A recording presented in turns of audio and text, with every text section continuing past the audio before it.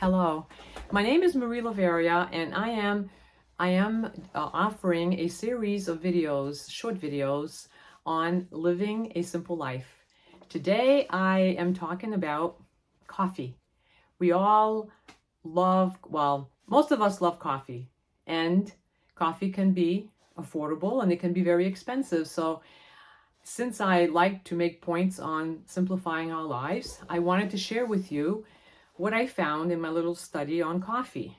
So if we go to the coffee shop every day for hot coffee, like I use the store Starbucks because we can have Starbucks at a coffee shop, and then we can have a pound of coffee from Starbucks at home. So that's comparable for me as far as taste. So if you go to Starbucks and have a tall latte, that's 12 ounces. Every day, a cup of coffee is $3.26. So if you do this 365 times a year, it's $1,190. Now, if you bring home a pound of coffee, and as you use it, you'll end up buying several pounds, of course, throughout the year. And I also included half and half, a serving of half and half in the 12-ounce cup of coffee. It will be 54 cents a serving from home. And if you do that every day for 365 days a year, it's $197 total charge for your coffee at home. So in 1 year's time, if you do coffee at home, you will save $993. And if you do it for 10 years, it's almost $10,000. Just to make the point.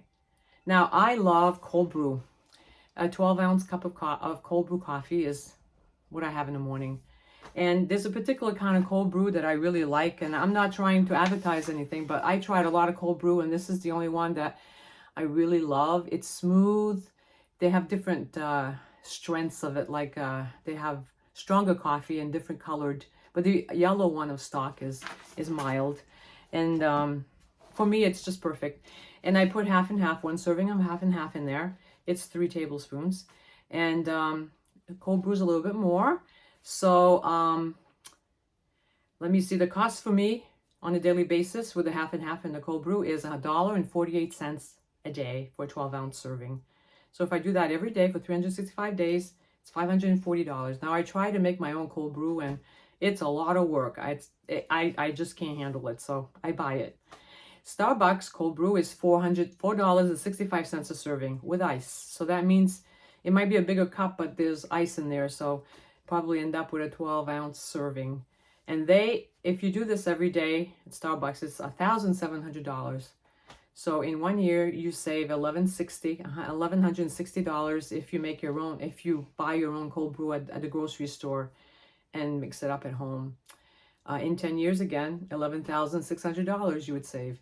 So it's very important for us to know the figures, because if we do it just on a daily basis, we think it's only $2 or $3. I mean, $3 or $4. It's not a lot of money, but when we really add it up, we're doing some major spending. So what I wanted to do is also talk about, there's different types of brewing coffee. I don't have the one that's a drip coffee, but you're familiar with that one. Everybody has one or had one at one time. It's the kind of old-fashioned way of making a batch of coffee for a group of people, and it still works really well.